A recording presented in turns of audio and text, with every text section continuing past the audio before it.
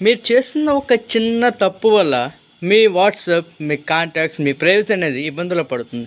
ఎందుకు ఇలా చెప్తున్నాను అనేది వీడియోని అయితే స్కిప్ చేయకుండా అయితే ఎండకు చూడండి. నేను ఎందుకు ఇలా చెప్తున్నానో మీకు అర్థమవుతుంది.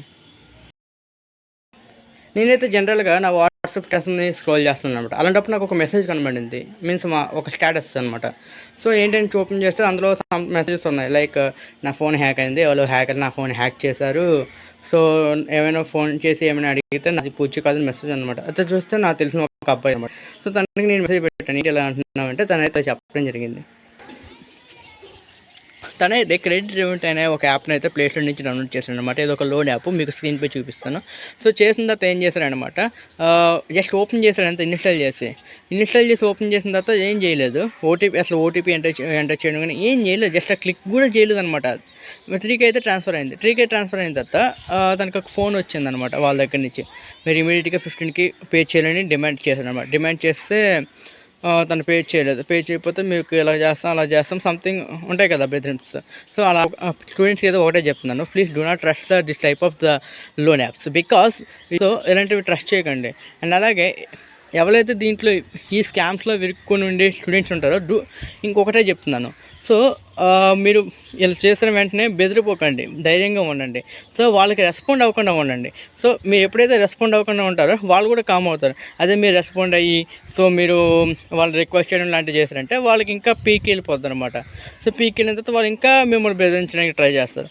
సో అలాగే పేరెంట్స్ కూడా కొంచెం సపోర్టివ్గా అయితే నిలబడండి. ఎందుకంటే ఈవెన్ పేరెంట్స్ సపోర్టింగ్గా లేకపోతే స్టూడెంట్స్ వాళ్ళైతే సూసైడ్ వరకు కూడా వెళ్ళడం జరుగుతుంది. సో అలాంటివి కూడా చేసుకోకుండా ఉండండి. సో ఇలాంటివి అవ్వకుండా ఉండాలంటే పేరెంట్స్ కూడా కొద్దిగా సపోర్టింగ్ అంటే కొద్దిగా ధైర్యం ఇవ్వాలి. సపోర్టింగ్ అంటే not like that encouragement, giving a support. And మీకు ఇంకొకటి ఏంటంటే, సో ఒక పక్క నుంచి సైబర్ సెక్యూరిటీస్ వాళ్ళు చెప్తూ ఉన్నారు, పోలీసు వాళ్ళు చెప్తూ ఉన్నారు, అండ్ అలాగే ఇలా వీడియోస్ చేస్తే ఎంతోమంది చెప్తూ ఉన్నారు. So please trust me.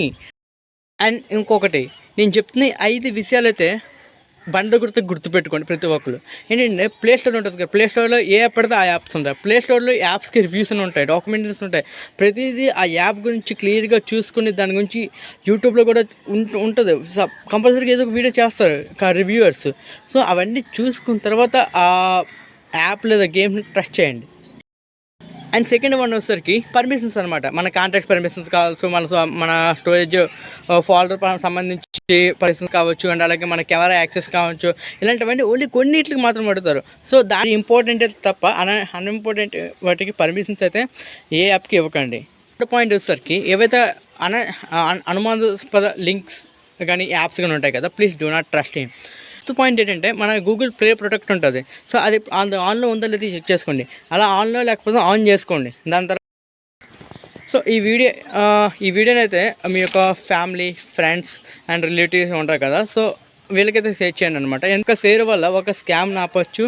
So ఆ స్కామ్ జరిగిన ఆ పర్సన్ కూడా మనం సేవ్ చేయొచ్చు. ప్లీజ్ సో జాగ్రత్తగా ఉండండి, సేఫ్గా ఉండి, థర్డ్ పార్టీ యాప్స్ని ట్రస్ట్ చేయకండి. Thank you.